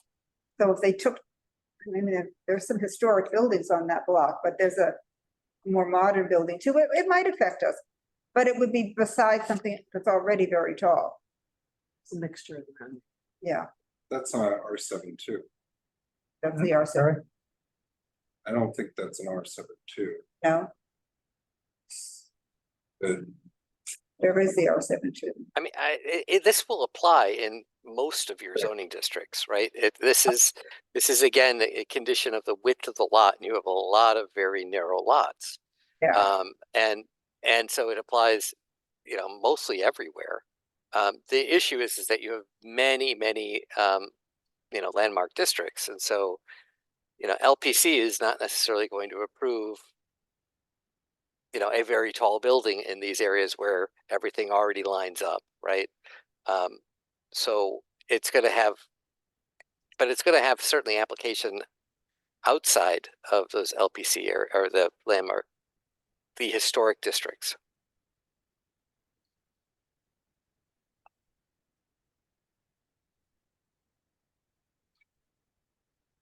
But you're still, you know, you're still also protected by the height limit of the zoning district, right? It's just an extra rule that lays on top of that. So it's, you know, it's something that a lot of people really don't like because, you know, the zoning district is what is supposed to determine the height of the building.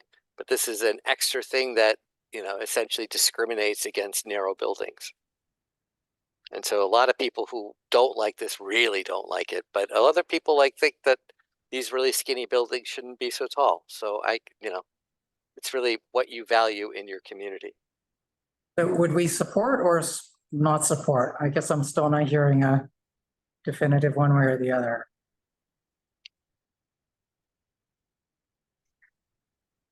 I think we need a little more explanation on this. Okay. Because this is the type of thing that, We need more examples. yeah. Yes. Okay. They need example. I mean, they used to, I think didn't they used to be called needle buildings in a Needle very buildings. derogatory manner? Yeah. Mm-hmm. That's right. I mean, if you'd like me to, I can, when I get my memo to you, I can have a little bit more on this. Okay, that would be very That'd be helpful, great. George. Thank you. No problem. Okay. All right. And then quality housing. Right. And so we'll do quality housing, and the last one I think will be the most discussion, which is the air rights for landmark districts. But let's talk about quality housing amenity changes. Sure. And so, yeah, so let's talk about this a little bit because it requires a little background. So the quality housing program was developed in the 1980s, and it's essentially what we talk about as contextual buildings, right? Height limited buildings that cover most of the lot, they go up and then setback. Along with that building form, it came all of these benefits and responsibilities. You had to have trash rooms, but you know, those trash rooms, you could deduct some of the floor area. It didn't count as floor area. If you had certain situations, you could deduct either half the corridor or all the corridor. If you had a window on your common corridor, if you had a laundry room that was in the basement, you could deduct your laundry room. There's a lot of deductions for good building design, things that people wanted to see in buildings that tenants enjoyed, and very often landlords skimped on when they weren't rewarded with a rent-paying tenant for that space. And so it was very popular. The program has been very popular. When we get rezonings, they're almost always contextually required districts. And what this is doing is essentially taking all of the benefits. It removes the whole chapter on quality housing because it applies the benefits to all buildings. So if you have a trash room, regardless of if you're a tower or a height factor or a quality housing building, you get the benefit. Everybody gets the benefit and the deductions because these are good building designs. And that's how they're changing it. But it would also apply in existing buildings. And so what it'll mean is that a lot of existing buildings, even if they're built out now, will suddenly be underbuilt because the trash room and half or the entire corridors on every floor can be deducted from zoning floor area. This will give a lot of buildings a little more flexibility. I don't want to say a lot because it's not a lot of floor area, but they will have a little bit more floor area to play with, even if they're completely built out now. And so then what might happen, George? They put a penthouse on, or? Yeah, they could possibly put a penthouse on. It's in all new buildings, in alterations as well, we have to account for zoning floor area. And what this does is it allows for small deductions in every building of zoning floor area, including alterations, existing buildings. And so, yeah, you're going to see, it makes the building, you have more floor area to play with, right? More floor area to build up on either new buildings or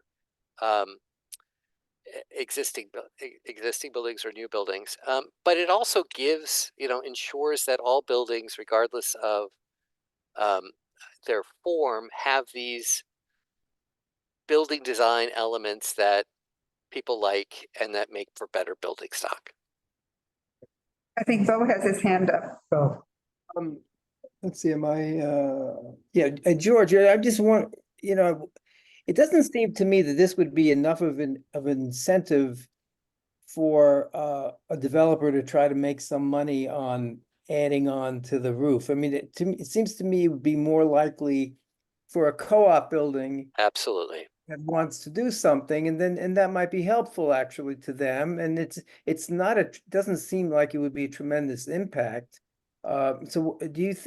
I just don't see the tremendous monetary incentive there for a building owner to do this. So I think you're exactly right about the co-ops. A lot of these, especially the historic co-ops, the big ones, there are a few big ones in your district. They were built with common areas for the most part, right? They don't have the playroom for the kids. Right. And now we're making all of these adjustments to allow for development in the rear yards. But a lot of these buildings, they can't use it because they don't have the floor area. These small deductions that they can maybe take out of their building now may give them floor area so that it can actually use the ability to develop their rear yard, right? Because they now have a little bit of floor area to play with. Right. I mean, I just don't see this as a major issue. Am I missing something?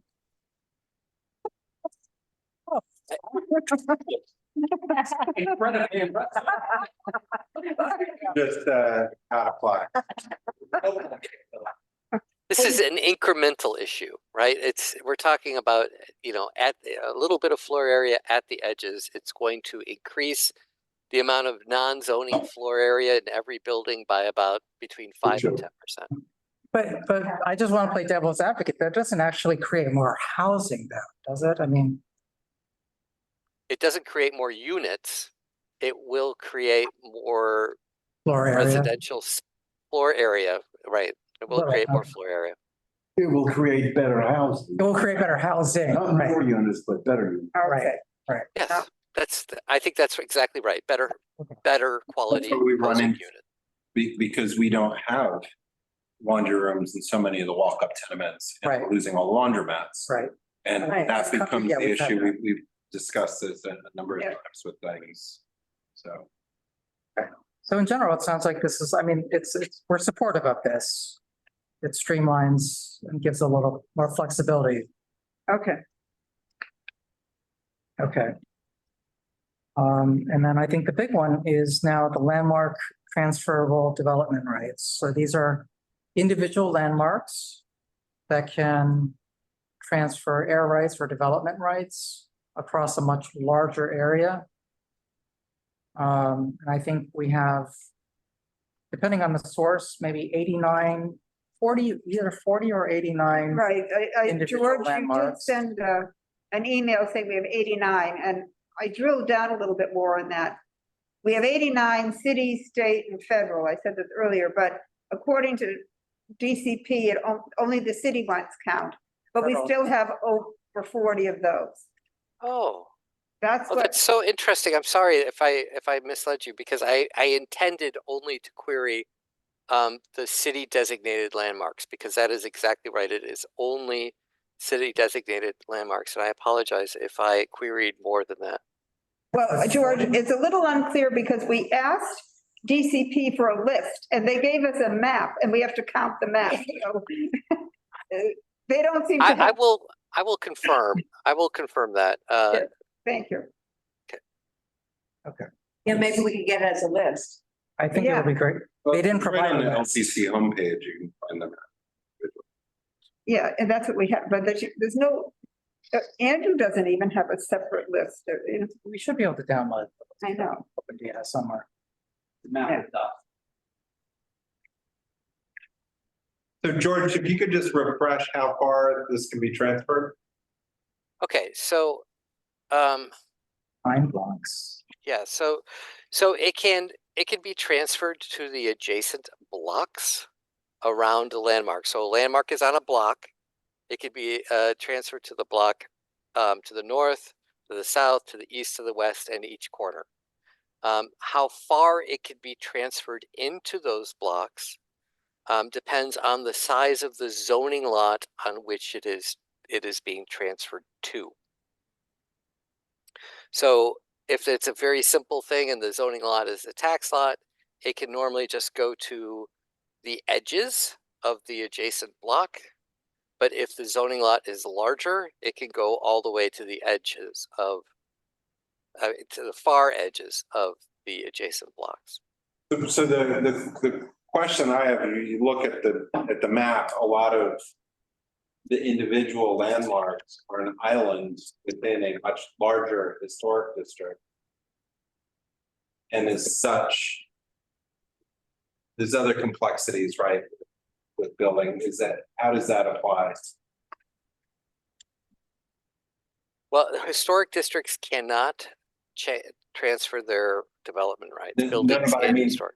No, I was saying that they are within larger historic districts. They're islands located within. Yeah. Or whole blocks around them are the historic district. So the air rights are still being transferred within an area that has other. Yeah, I think some of them won't be, this won't help some of them, right? Some of them will still be stuck. But I put on my developer hat for a little while and thought about this, is that floor area moves not from landmarks, it moves from zoning lots to zoning lots. And so if you have a zoning lot with a landmark, you could transfer floor area to a zoning lot with a landmark, which can then transfer floor area to a zoning lot with a landmark and then keep going. So if you have adjacent landmarks in adjacent blocks, you could, in theory, go further. Wouldn't be easy, but it would be something that I'm sure someone will do down the road if this passes as is. So I'm just going to throw, I don't necessarily see this as a negative thing because it helps, which is one of the concerns that we hear all the time, maintaining the landmarks. It helps them. And so I just bring that up as that's, I'm sure people have concerns, other concerns, but this is something that we hear a lot of with, Well, Yeah. I agree. This is something that I think we should support. you know, the whole idea of the air transfers was not to penalize people getting a landmark designation. And a lot of people feel that was a taking, a legal taking of their property rights. And so as a quid pro quo, the city allowed you to transfer the air rights that you would have been able to build on to adjacent properties. And I think that was the way to mitigate the taking aspect of a landmark. But it doesn't make sense to pile on to an adjacent property just because you're touching it and get a very tall building. I've always felt that we should be able to spread out the FAR that's envelope that a landmark has a right to, would have had a right to if they weren't designated a landmark, to a wider area rather than only piling it on to an adjacent one. I, for one, think that this is something we should support. George, Katie, can I say something? Go ahead, Glenn. Yeah. George, do you know if there was any discussion of the price of the transferred air rights and how that would be determined? It would be determined through a private transaction between the owner and the buyer. Yeah, always like that. Yeah. So in other words, it could be auctioned. It could be. I mean, it's there's no. It's negotiable. It's negotiable. That is exactly right. It is negotiable. It is. You know, right now there is an ability to transfer landmarks. It's much smaller, requires a special permit, and it hasn't been done very often. And the market is so tiny, you could call it almost zero. What this would do, it actually would create a market and make the development rights, you know, at least some of them that are not completely surrounded by historic districts, more valuable.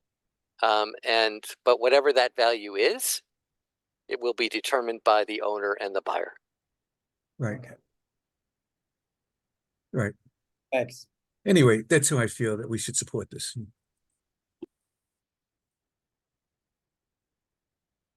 Okay.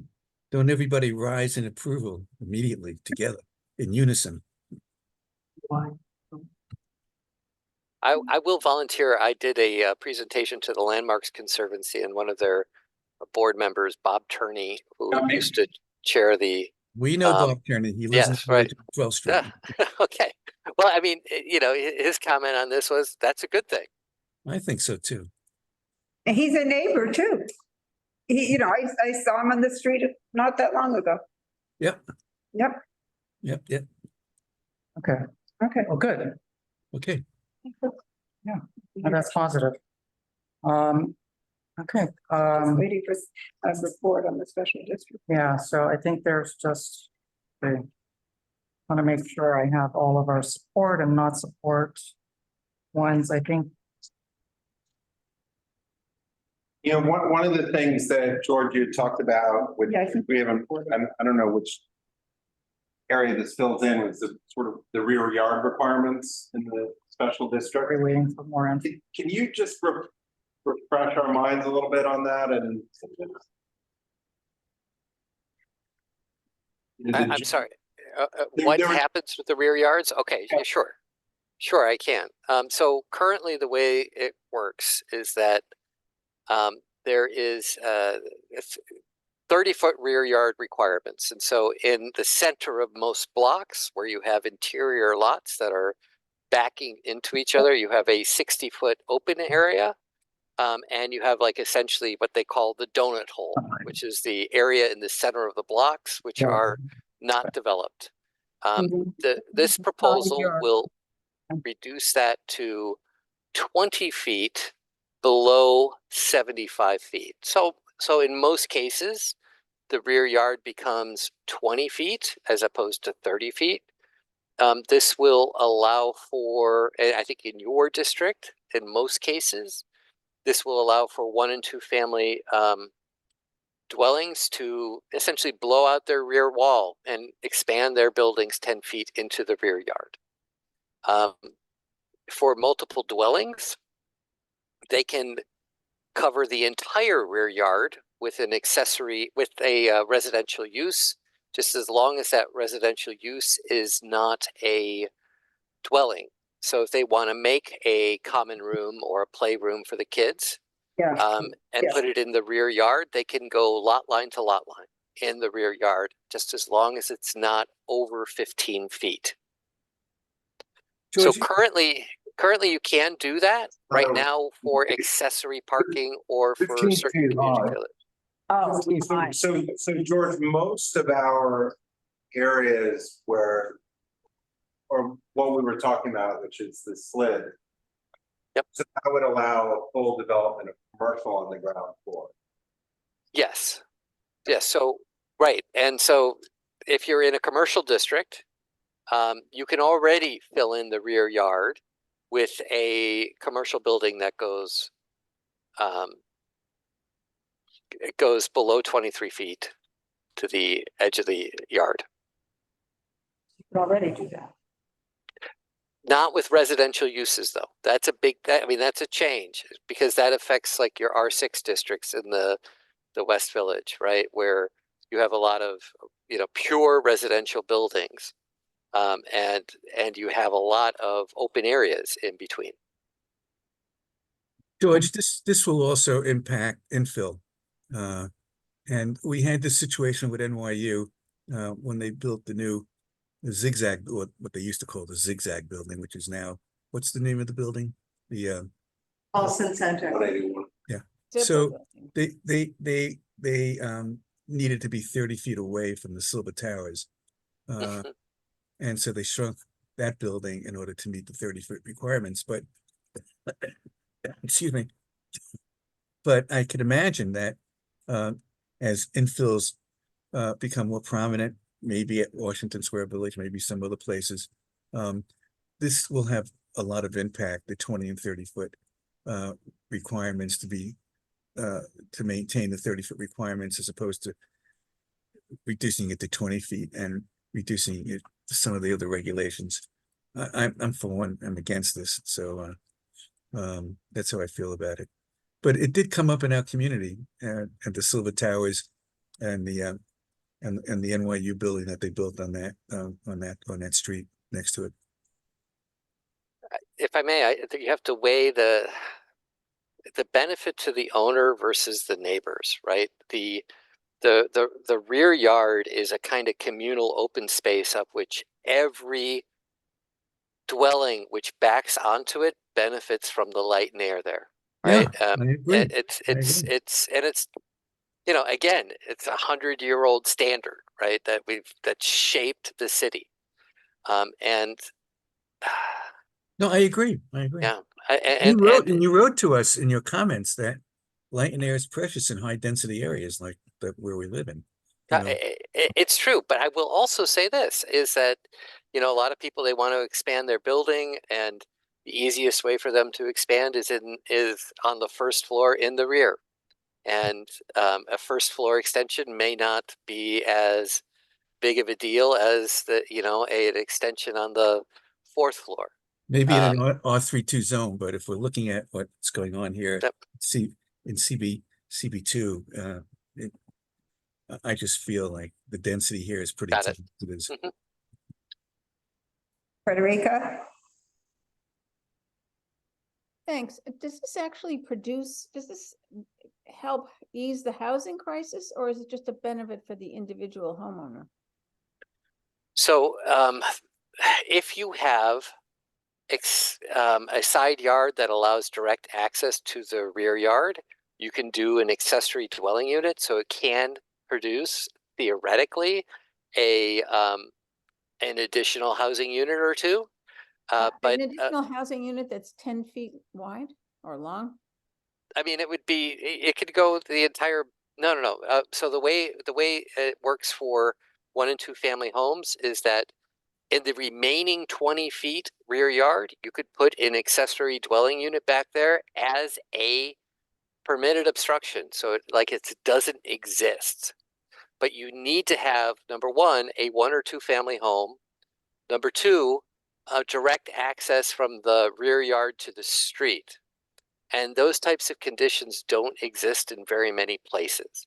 So in theory, you can put a unit back there. I don't want to say you can't, but this is mostly about giving people flexibility to expand their homes. Yeah, I mean, we have a You know, few places, off Commerce Street, you can get to an alleyway into the donut hole. I can think, there are some old horse walks, I mean, here and there. Right. You could produce something. Or, some, like on Seventh Avenue where they cut through some backyards, you might be able to do it. But I'm just, it's a handful of examples. It's not like Queens where it's block after block. Right. Anything else? Okay. All right, so I think that goes, have we missed anything on our list? The special districts is Special what we were really districts? interested in. All right. Do you want to go to the Or district? Now, George was gonna. he's gonna still do some. I'm sorry, and it's on my list, and I'm not prepared tonight with it. I will be next time. Thank you for joining us tonight. That was Yes, a nice thank you, George. Thank you. It's my pleasure. comment. And does anyone else have questions for George, or George, do you have anything that we've missed? I just. Oh, Carter has a Carter has question. one. So one of the things that I wasn't paying that much attention listening to it, but there was some concern, I believe, at Borough Board that that this could result in, and it was mentioned at our full board meeting, in being able to grow cannabis and other things by mixing some uses. Oh, yeah. And I was just wondering if you had any more information on that, because it wasn't clear to me what that was. I didn't look into it further, but it caught my ear in that these are some crossing uses where people are not expecting those to be crossed. So, City of Yes for Economic Opportunity, which is the last one. Okay, that's where, okay, because it was mentioned. Mentioned it in Yeah. regards to this. Well, I don't know why it would be regarded this on. I mean, I can try to find out more about that, but it is notable because City Council made a bunch of modifications to economic opportunity, and one of them relates directly to cannabis, which DCP has said we have no power to regulate the growing of cannabis. It's agriculture. We can't do anything. Well, City Council decided they could, and they are prohibiting a bunch of. I forget exactly how it is. I can try to summarize it for you, and get back to you on what the City Council modification to the economic opportunity dealt with cannabis, because they did do something. What Carter is referring to was a discussion about a church. Yeah. Enter the development deal, and then has a church building within a commercial building, and then because the building is no longer exclusively a religious institution or a school, the 200-foot rule for cannabis or liquor would not apply. And so the cannabis could be sold while the children are walking by on the way to school. That is state licensure, right? That is how the state is licensing these with these distance requirements. Counts. I'm just Only remembering. combined. Now I understand now why it was brought up. Okay. That's not zoning, I guess is what I'm saying, is that Okay. that's the state conditional licensing of these things. Eddie has asked if he could ask. I have one question for you, George, just on the road right-of-way piece. I was just wondering if you could follow up, or if you know if it has anything to do with the Interborough Express, which I know runs on a former train line, or is going to. I thought that might be one of the reasons why it's in this, but I think a lot of us don't know why it's in here. Oh, well, I mean, it's in here for Sunnyside Gardens or Sunnyside Yards. You can build on it. Right away, you can't build on it. So they want to loosen that so that it can be sold as developable land. Like Highline. Yeah. So right now you can't develop on a right of way. Got it. Like on top of it. Because it's protected forever as the continued right of way. So this wouldn't help the IBX get built. This would actually be the reverse, is that somebody could sell a few hundred feet of it And then you wouldn't be able to. for do it. development. I don't think it will apply, but I mean, maybe it will. I mean, I can look at that when I put together my memo. I think I'm thinking of this as mostly for the big yards in Queens that still haven't gone. But I will see if there's applicability in your district. But we had the High Line and that's Right. finished. Right, Okay. and that has its own zoning, right? Yeah. Okay. All right, so we'll send an update from our notes from this meeting around to everyone on the committee. Our next meeting is June 12th. And if there are any questions that come up for George or any communication from George, we'll facilitate that communication back and forth until then. All right, As an official moment, though, one of our committee members has come on her birthday. Oh. So happy birthday, Susan. Oh, happy birthday. I brought her some brownies, which got a little scrunched up. Brownie, Susan's the chocolate was her favorite. It's a birthday brownie, perfect. Thank you. Happy birthday, happy birthday. Birthday. Thank you, Mark. Are we done? thank you, everyone. Yes, At 8:39. we're adjourning. 8:39, 2 hours. Okay, good night, everyone. Good night. Night.